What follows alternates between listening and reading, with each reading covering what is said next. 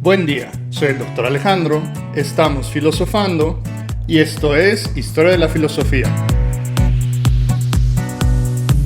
El día de hoy comenzamos nuestra cuarta temporada sobre Historia de la Filosofía. Les recuerdo que ya están disponibles las tres primeras, la primera sobre los presocráticos, la segunda sobre Sócrates y Platón y la tercera sobre Aristóteles. Recuerden que estamos haciendo un recorrido histórico a través de la historia de la filosofía, así es que para mí es muy importante que ustedes vean estos videos en orden, ya que el conocimiento que vamos adquiriendo en estos videos se construye con base a lo que ya hemos visto en los anteriores. Precisamente por esta razón, en este primer video de la cuarta temporada, que tratará sobre los helenistas, quisiera hablar sobre la dialéctica de los filósofos clásicos, Sócrates, Platón y Aristóteles. Con dialéctica me refiero a la recepción que tuvo Hegel de estos pensadores, es decir, la lectura que él hace sobre ellos, pero a su vez este video nos sirve a modo de resumen, a modo de repaso e incluso de síntesis de las ideas principales de Sócrates, Platón y Aristóteles. En este video utilizaré un lenguaje más técnico que será entendible si has visto los videos anteriores de las temporadas 2 y 3. Así que si todavía no los has visto, pues te animo a que los veas. Así pues, hablaremos el día de hoy de la dialéctica hegeliana en Sócrates, Platón y Aristóteles. Recordemos que Hegel presenta la historia de la filosofía como un recorrido, como una continuación, donde un autor da los elementos para pensar al siguiente. En este sentido, toda la filosofía está conectada y toda la filosofía es al mismo tiempo una refutación y una suscripción de lo que se ha dicho anteriormente. Si quisiéramos usar un ejemplo para entender esta dialéctica, pues es como subir una escalera. Tenemos que poner un pie en un peldaño para que nosotros podamos poner el otro pie en el siguiente. Y para poner el siguiente debemos abandonar el primer peldaño y así sucesivamente. Lo mismo pasa con la historia de la filosofía. Cuando terminamos de ver a los presocráticos, nos dimos cuenta que había una discusión entre los filósofos y los sofistas. Los filósofos de la época presocrática pensaban que había un solo principio que gobernaba toda la realidad, que se podía entender la realidad en términos absolutos. Mientras que los sofistas pensaban, por el contrario,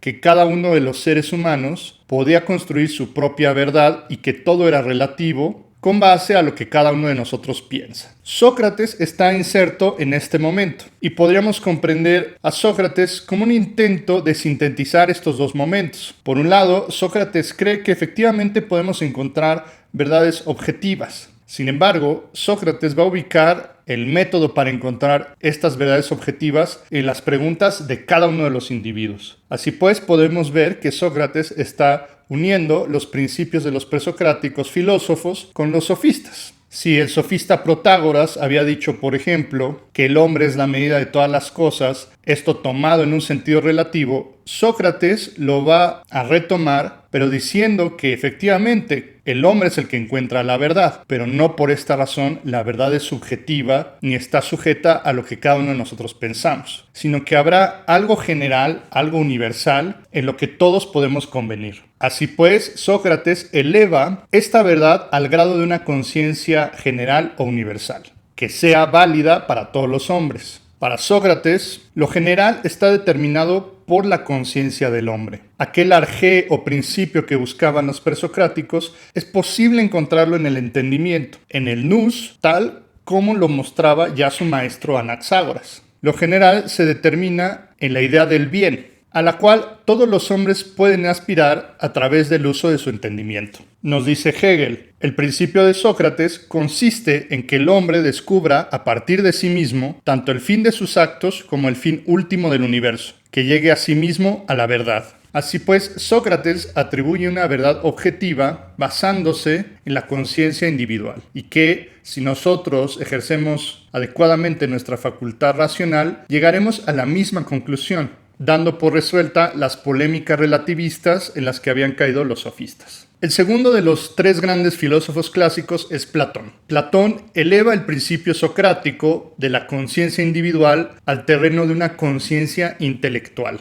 Esto es el mundo de las formas o el mundo de las ideas. Esa noción que había tenido Sócrates de que encontramos la verdad en la idea del bien, Platón lo eleva a un plano metafísico. Metafísico en el sentido de un ser abstracto, como ya hemos visto en los videos sobre el mundo de las ideas. Para Platón, la realidad se realiza efectivamente en las formas, en las ideas abstractas. Para lograr esto, Platón pretende llegar a las ideas partiendo de los entes particulares que nos rodean y poco a poco escalando hacia las ideas universales de las cuales participamos todos. Así pues, Platón busca mostrar que los entes inmediatos, todo lo que nos rodea, no constituyen la verdad última. Todo es más bien una copia de las formas. Y es en el mundo de las formas donde reside lo infinito, que es todo aquello que no se corrompe.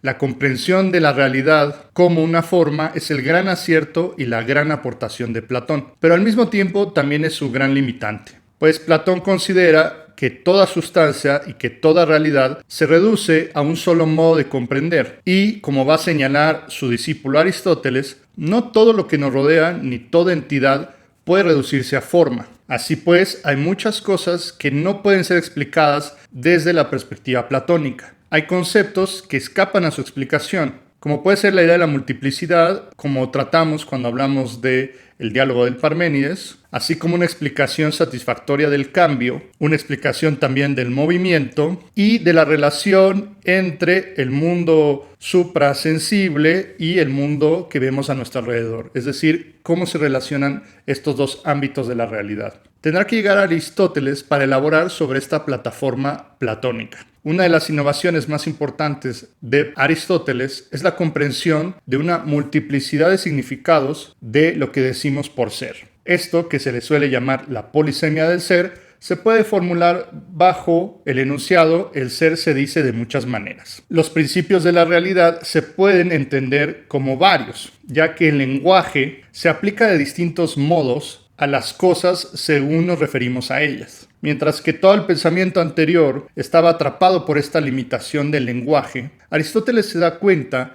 que es según cómo hablamos y según cómo nos referimos a la realidad, a los principios y a las causas, que tenemos distintas formas de decir lo que significa ser y lo que es y no es. Una limitación que había mantenido a todos los filósofos anteriores tratando de categorizar la realidad a través de una lingüística limitada. Por eso Aristóteles se distingue de los otros pensadores haciendo un análisis lingüístico, es decir, tratando de averiguar en qué sentido usamos ciertas palabras y cómo las aplicamos a distintas cosas. Por eso es que el ser no se puede decir de una forma unívoca, ni se le puede circunscribir a un solo aspecto de la realidad. Esta era la trampa en la que habían caído los filósofos anteriores. Por ejemplo, los eleatas, como Parménides, se referían al ser en un sentido absoluto, ser o no ser. Los jonios en un sentido materialista, tratando de identificar el ser con solo lo que podemos percibir, con el ser material. Platón con las formas. Y Aristóteles se da cuenta que hay muchas formas de hablar de estas cosas. Además de la causa material y la formal,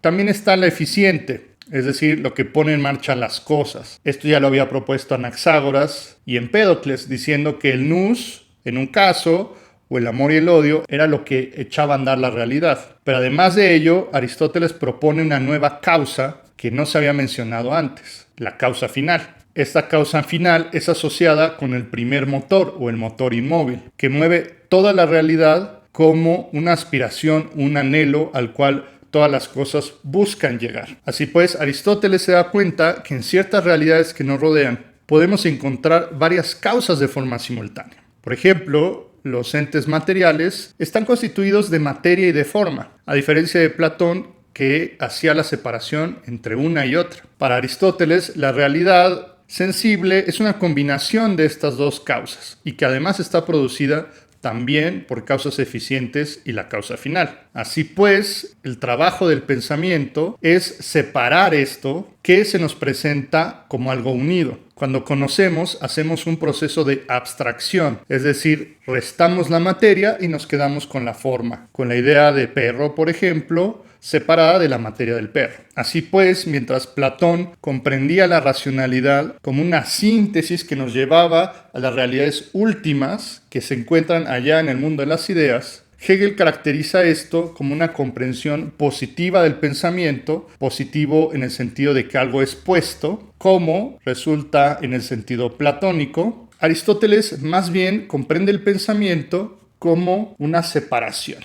una comprensión negativa del pensamiento, donde lo que se hace no es poner, sino separar o quitar. Curiosamente, aunque Hegel es llamado un idealista y podría parecer más cercano a la filosofía platónica, resulta que Hegel se ubica más bien más cercano del pensamiento aristotélico, ya que como él también tiene una comprensión negativa del pensar. Esto lo veremos en su momento, pero ya nos sirve de base esta propuesta de Aristóteles, donde el pensamiento lo que hace es más bien distinguir y separar en lugar de unir. No es que con esto Platón quede refutado, sino que sería una primera instancia, lo opuesto, lo positivo, y después vendría la negación, como sucede en el caso aristotélico. Esto, por supuesto, es llevado todavía más lejos por Aristóteles, cuando propone que la causa final de toda la realidad es justamente una inteligencia, el primer motor o el pensamiento que se piensa a sí mismo. Este concepto aristotélico ha sido interpretado de muchas formas a través de la historia, siendo quizás la más popular la que realizaron los medievales interpretando esta inteligencia como el Dios particularmente cristiano. Si bien Aristóteles también utiliza la palabra griega para Dios, Theos, para referirse a esta entidad, no debemos de confundir que lo que Aristóteles se refería por este Dios no es lo mismo que el Dios judeocristiano. La propuesta de Aristóteles es más bien la de una conciencia que funge como el motor de toda la realidad. Y esto se puede interpretar de muchísimas maneras. De una forma teísta, al modo de los medievales, pero también de una forma puramente idealista, interpretando esta conciencia como la conciencia que cada uno tenemos. Sin embargo, el desarrollo que hace Aristóteles al respecto solamente está presentado en sus términos más generales y abstractos. Quizás precisamente porque los griegos todavía no tenían tantos elementos conceptuales para hacer un desarrollo detallado, idealista en el sentido hegeliano, de esta concepción.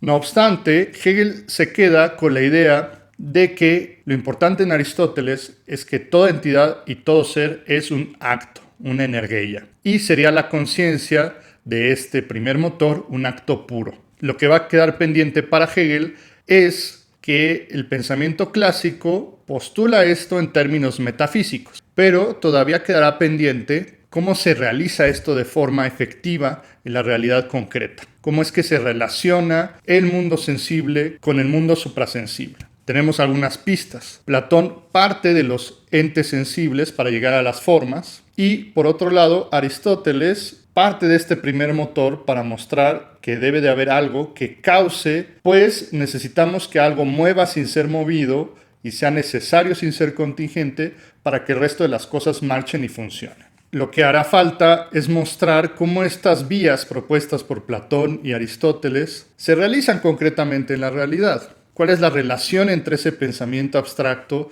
y todo lo que vemos a nuestro alrededor? Por supuesto que Platón y Aristóteles intentaron hacer esto, pero para consideración de Hegel, esta explicación permanece en un nivel metafísico o incluso ontológico. Hace falta todavía mucho desarrollo, particularmente la idea de la subjetividad que será introducida en la modernidad. Sin embargo, esta subjetividad tiene sus bases en el helenismo y la filosofía medieval. Así que tendremos que hacer este recorrido para llegar a eso. Los pensadores helenistas van a trabajar desde la plataforma presentada por Sócrates, Platón y Aristóteles, intentando responder a las preguntas de qué forma se realiza el pensamiento en nuestra realidad habitual. ¿Cómo es que nosotros, valiéndonos de ese pensamiento, podemos llegar a lo más noble y a lo más virtuoso? ¿Cómo responde el pensamiento a nuestras necesidades cotidianas? Cosas como ser feliz, tener amigos, alcanzar la satisfacción. Son preguntas que los helenistas se van a hacer, pero que no pueden formular sin el antecedente de la filosofía clásica. Si ustedes han hecho el recorrido de la historia de la filosofía conmigo, pueden ver que podemos utilizar una terminología más técnica y que estos conceptos que he expuesto aquí ya son comprensibles, pues ya tenemos los elementos para entenderlos. Se puede hablar en un nivel más abstracto e incluso más filosófico si tenemos el bagaje histórico detrás de nosotros. Por eso es que hago tanto énfasis en seguir la historia de la filosofía. Estoy seguro de que si ustedes han hecho este recorrido conmigo, este video, que ya tenía un material técnico más avanzado, les habrá sido de mayor facilidad su comprensión. Muchas gracias por ver este video y si te gustó, dale like, comenta, comparte y suscríbete. Toca la campanita para recibir las notificaciones y visita mi página de Patreon y redes sociales. El vínculo está en la descripción. Nos vemos en la siguiente semana. Hasta pronto.